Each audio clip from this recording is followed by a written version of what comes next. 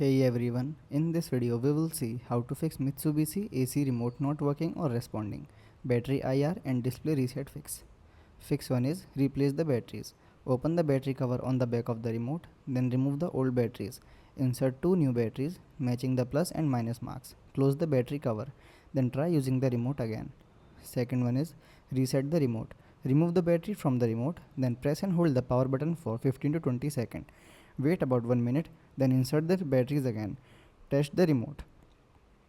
Third one is clean the battery contact. Remove the battery, then check the metal battery contact. Wipe them gently with a dry cloth or cotton swab.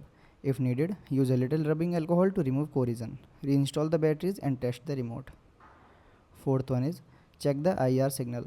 Open the camera app on your phone, then point the remote front IR sensor at the camera. Press any button on the remote, then look for a flashing white or purple light on your phone screen. If you don't see a light, the remote may be faulty. Fifth one is restart the air conditioner. Turn off the AC, then unplug it or switch off the circuit breaker. Then wait 5 minutes. Restore power, turn on the AC and test the remote. Thanks for watching.